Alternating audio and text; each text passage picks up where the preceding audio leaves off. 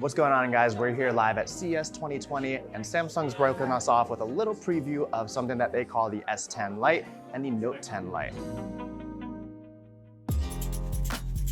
So the first thing you're going to notice is the look and feel of these devices. They're a little bit thicker and just a little bit heavier feeling than the Note 10 and original S10s are. One of the reasons for that is the triple camera setup on both of them. They both have HD+ resolutions on their screens, which are going to give you kind of what you're looking for when it comes to clarity. Not going to be able to tell much of a difference, especially with that AMOLED display, which is going to still give you those bright popping colors. Up front, they both have 32 megapixel front-facing cameras, so Samsung didn't want to lack in terms of their specs when it comes to the optics. They are triple camera setups, but you're getting a little bit of a different setup than you would on their previous regular versions. The Note 10 Lite is a lot more like the original Note 10 in that it has the 12 megapixels across the board on the ultra wide angle lens, telephoto lens, and regular lens.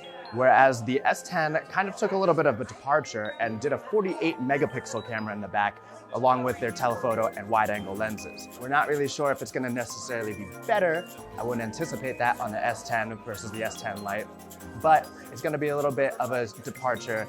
Samsung says this is something that they wanted to do to make sure that people who are going for these devices who would have gone for the regulars are getting what they would have wanted. And in this instance, that means a better camera on the S10 Lite, whereas the Note 10 still gets you the S Pen.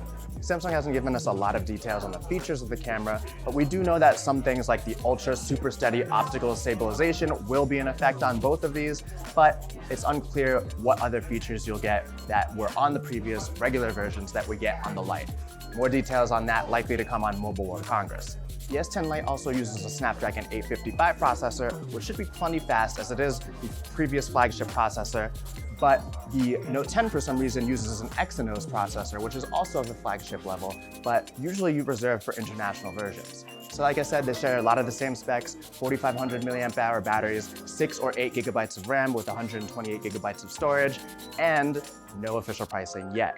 And going with the theme that the Note series has always tried to do in terms of giving people what they want, you get a headphone jack on the Note 10, whereas you do not get on the S10 Lite. Keep your eyes locked on digitaltrends.com. As more news comes, we'll give it to you.